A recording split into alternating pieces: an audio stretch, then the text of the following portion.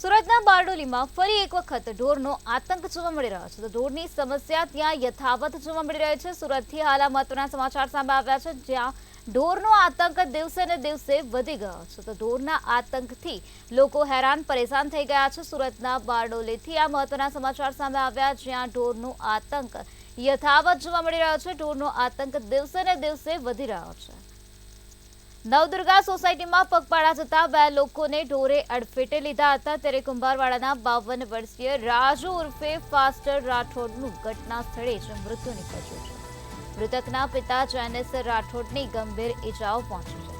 ઈજાગ્રસ્તને સત્યાગ્રહ હોસ્પિટલમાં દાખલ કરવામાં આવ્યો છે. મૃતદેહનો કબજો લઈ પોલીસે વધુ કાર્યવાહી હાથ ધરી છે. રખડતા ઢોર મામલે પાલિકાની નિષ્ક્રિય કામગીરી જોવા મળી રહી છે. નિષ્ક્રિય કામગીરીને લઈને એક વ્યક્તિએ જીવ ગુમાવી દીધો છે.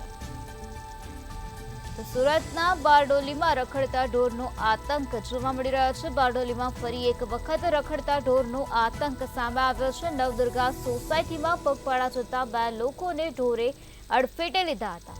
તો કુંભારવાડાના 52 વર્ષીય રાજુ ઉર્ફે ફાસ્ટર રાઠોડનું ઘટના સ્થળે જ મૃત્યુ નીપજ્યું છે. મૃતકના પિતા જૈનેશ રાઠોડને ગંભીર ઈજા થઈ હોવાનું સામે આવ્યું છે. ત્યારે ઈજાગ્રસ્તને સારવાર અર્થે હોસ્પિટલમાં ખસેડવામાં આવ્યા છે.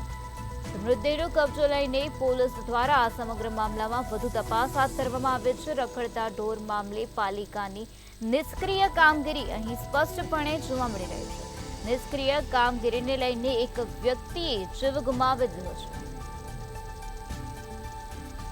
સુરતના બારડોલીમાં નવદુર્ગા સોસાયટીમાં પગપાળા જતા બે લોકોને આ પ્રકારે ઢોરે અડફેટે લીધા હતા.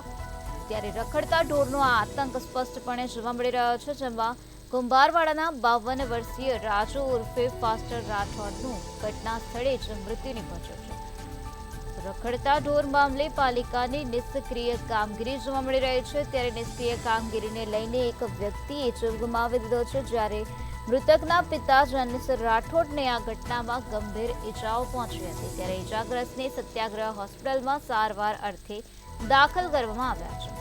મૃતદેહનો કબજો લઈને પોલીસ દ્વારા આ સમગ્ર મામલામાં વધુ કાર્યવાહી હાથ ધરવામાં આવી છે. નવદુર્ગા સોસાયટીમાં પગપાળા જતા બે લોકોને ઢોરે અડફેટે લીધા હતા, જેમાં એકનું મૃત્યુ નીપજ્યું છે, જ્યારે એક વ્યક્તિ ઈજાગ્રસ્ત થયો છે. તો 52 વર્ષીય રાજુ ઉર્ફે ફાસ્ટર રાઠોડનું ઘટના સ્થળે મોત થયું છે અને આ સાથે તેઓના પિતા જૈનેશ રાઠોડને ગંભીર ઈજા પહોંચી હોવાનું સામે આવ્યું છે. ત્યારે ઈજાગ્રસ્તને સારવાર અર્થે હોસ્પિટલમાં ખસેડવામાં આવ્યા છે.